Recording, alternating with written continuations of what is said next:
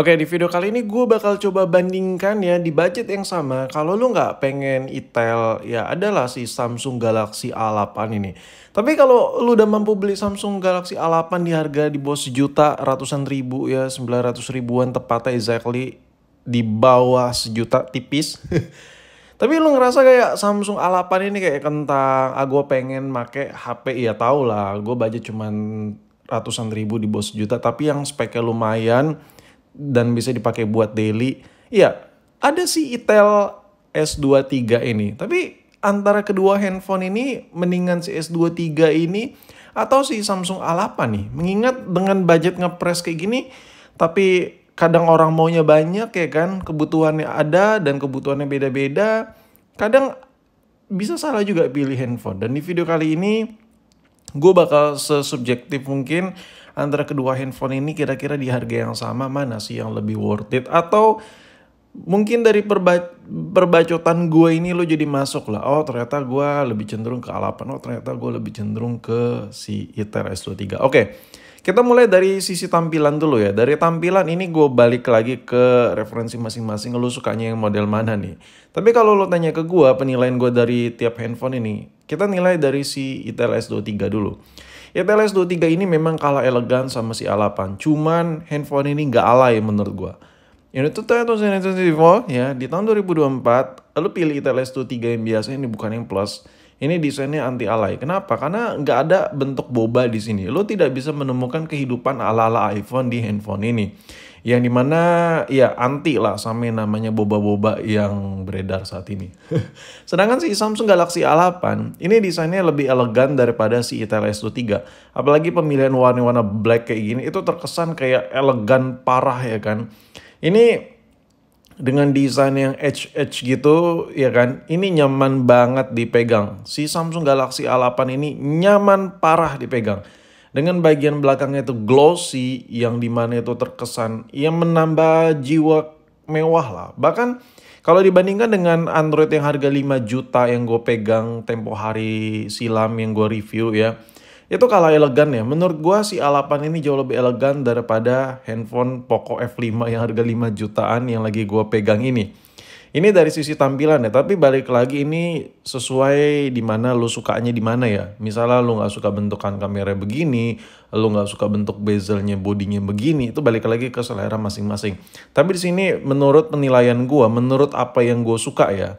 Ya, desain A8 ini jauh lebih bagus daripada desain handphone-handphone Samsung non-flagship yang murah meriah lainnya. Contoh kayak Samsung A04e, kayak Samsung A20, A30, A50, A50s. Itu desainnya gitu-gitu. Dan menurut gua daripada handphone Samsung yang gue sebutin tadi, ya semuanya kalah. Memang sometimes Samsung A50, A30, Samsung A04 yang gue pegang ini jauh lebih kepake bagi sebagian orang. Cuman karena poin ini gue lagi ngebahas desain, tampilan, menurut gue karakternya itu lebih wibawa yang ada di Samsung A8 ketimbang Samsung yang lagi gue pegang ini. Karena Samsung yang biasa-biasa yang non-flagship itu bentukannya lucu-lucu cuy. Nggak ada kesan mewahnya, tapi beda banget. Bagaikan langit dan bumi ketika kita switch megang Samsung yang murah meriah juga. Cuman yang ada di A8 ini semuanya tuh kesan murahnya tuh pudar semua. Tapi intinya balik lagi lah, gue serahkan ke kalian lagi memilih untuk desain lebih suka A8 ya. Ya coba lu lihat lagi. Lu lihat, lu resapin. Ini desain bagus banget anjir. Even sampai tahun 2024. Mewah yang ada di handphone ini masih melekat. Ya, tapi kalau Itel memang nggak ada kesan mewahnya. Kalau lo pegang terkesan bodinya plastik-plastikan, polikarbonat-karbonatan gitu. Cuman ya, desain handphone ini tanpa silikon, tanpa case tambahan pun si Itel ini cukup elegan dan ya menurut gue sekarang anti mainstream lah, anti boba soalnya. Tapi balik lagi ya, di poin ini gue nggak bisa menilai secara jor-joran banget karena ini subjektif parah. Oke, sekarang kita ke bagian kamera. Nah ini dia nih. Kalau kita milih si Samsung A8, ini jauh lebih wow ya daripada si Itel S23. Kenapa? Karena ketika dipakai buat foto, rekam video, ini karakternya mirip-mirip kayak Pixel. Ya karakter Pixel itu maksudnya gimana sih bang? Karakternya itu jadi ya hasil jepretannya itu dia sedikit lebih warnanya tuh lebih hidup. Fokusnya oke, mirip-mirip kayak Pixel juga. Jadi kalau lu biasa pakai HP Pixel buat foto yang bagus-bagus gitu, dan lu pengen beli HP murah meriah, jangan beli Itel. Lu bakal ngerasa kesel banget gitu ngeliat Itel hasil jepretannya. Lu mending pilih si A8 aja. Karena menurut gua di harga yang sama dengan Itel, antara A8 dengan Itel S23, gue lebih proper ke Samsung A8 untuk urusan kamera. Why? Ya, lu bisa lihat sendiri tone warnanya ini bener-bener enak banget. Ini nggak hanya di layar aja ya. Ketika kita ekspor ke komputer buat kita edit, buat kita atau diupload di sosial media, hasil jepretan A8 ini warnanya memang lebih hidup ketimbang si Itel S23 Plus. Gue udah coba dan gue udah coba bandingin tipis-tipis. Jadi kemana-mana untuk urusan kamera maupun rekam video, Samsung A8 menang kemana-mana. Ini untuk dari sisi kamera. Kalau dari sisi experience pakai handphone ini buat foto, ini juga beda banget. Ya, untuk dari sisi fitur ini satu lensa lah. Lu ngarep apa sih dengan satu buah kamera dengan fitur yang bejubel? Lu nggak bisa ngarep banyak untuk poin itu. Cuman masalahnya, hebatnya Samsung dengan single lens, dia ngasih experience yang cukup lengkap di menu kameranya. Mulai dari settingan buat video, settingan buat foto, ya, dan mode-mode lainnya. Itu cukup lengkap dan cukup friendly. Buat lo user iPhone Pixel, nggak terlalu rumit lah pengoperasian si Samsung A8 ini. Masih seputar A8, karena ini layar AMOLED, jadi kalau kita buat foto atau rekam video itu jauh lebih hidup, gambarnya jauh lebih nimbul. Nah, ini berunjuk pada experience kita pakai handphone ini bakal lebih asik, bakal lebih fun, bakal lebih apa ya, bakal lebih betah dan nyaman pakai handphone ini ketimbang si Itel S23. Why? Layar AMOLED kecerahannya enak banget nampol. Nah, sekarang kita pindah ke Itel S23. Nah, apa yang terjadi kalau kita pakai buat kamera? Hal pertama yang harus gue notice banget ke kalian semua yang lagi nontonin video ini adalah dari masalah tampilan.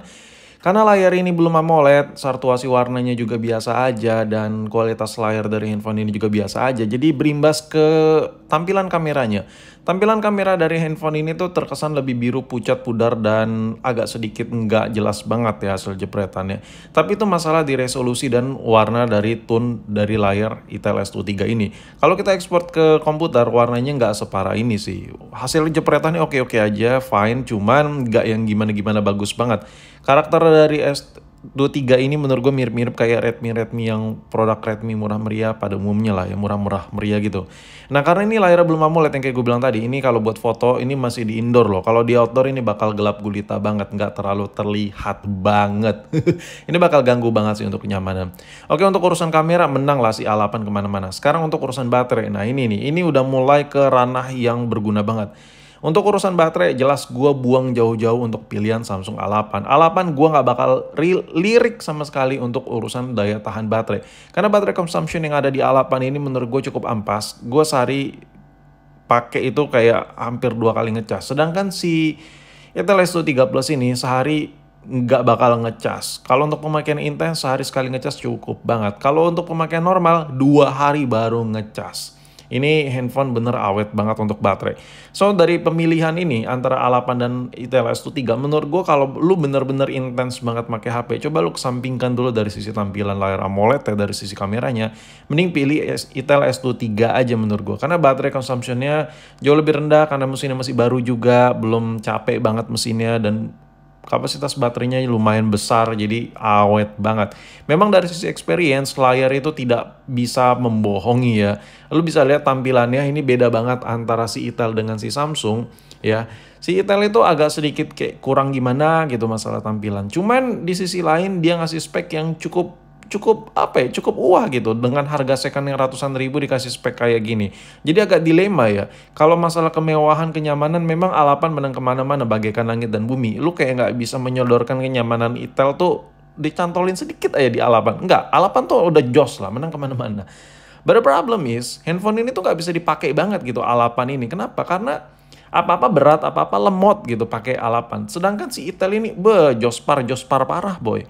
Jadi lu main game lucu-lucu, main game-game ringan, pakai Itel itu enak banget, masih cukup nyaman banget. Sedangkan si A8 ini lebih ke HP ringan-ringan aja, mungkin buat kayak balas chat, sosial media tipis-tipis.